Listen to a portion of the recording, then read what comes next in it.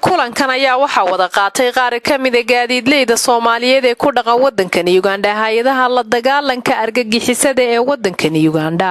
una ka dhacay xarunta jaaliyada Soomaaliyeed ee magaalada Kampala oo na socday muddo saacada ayna saxaafadu debadjoog ka ahayd ayaa markii uu soo gabagabay waxa warbaahinta uga warbixiyay gudoomiyaha jaaliyada Soomaaliyeed ee Xuseen Garweyne October oo maalin Jimcaha shir wuxuu ka dhacay Soomaalida iyo hay'adaha ammaanka ee wadanka Uganda shirkaas oo ku saabsanaa dadka Soomaalida ee wadanka Uganda soo gala gaar ahaan oo ka soo dega aeroportka Entebbe taasoo bariyahan ay socotay dhibaatadeeda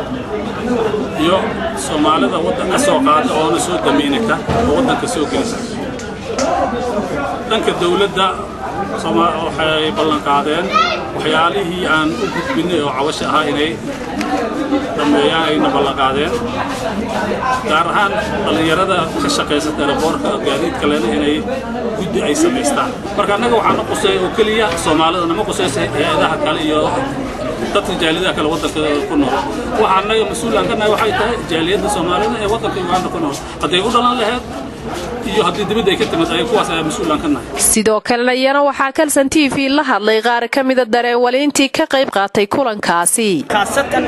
darawaliinta ka soo qaata aeroportka Entebbe airport dadka shacabka waxay u ka hadalnay dhibaatada shacabka ay ku qabaan aeroportka iyo isku xirnaana looga baahan yahay community Soomaaliyeed ayagoo soo mariya sharci ah yani community leaders inay soo isticmaalaan sida chairmanka Soomaalida iyo gudoomiyaha maanta waxaan isugu nimid xafiiska Somali community-ga annaga iyo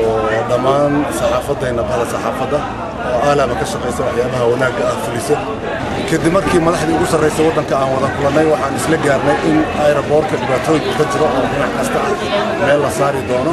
iyo amniga gudaha wadanka Uganda gaar ahaan caasimaddaasi Kampala annaga isla gorfaynay in dhanka amniga kaalin fiican ka wada qaadan doono si isla shaqeyn ah wanaag ah farxad ah oo aan ku mantaanayno wadanka Uganda iyo Soomaaliya أنا قبلياش الشركة مقعي وحوي عون محمد عبد الله وحن مانته لشرني وأجمعه سراكيل كسعة الدولة يوغندا وحنا كل شرني هوتيل كولية جرمانكا يكوي على ودك يوغندا وحنا كل شرني وأنقذ هذا الناي إن سكورتي كوال شغالين دونه.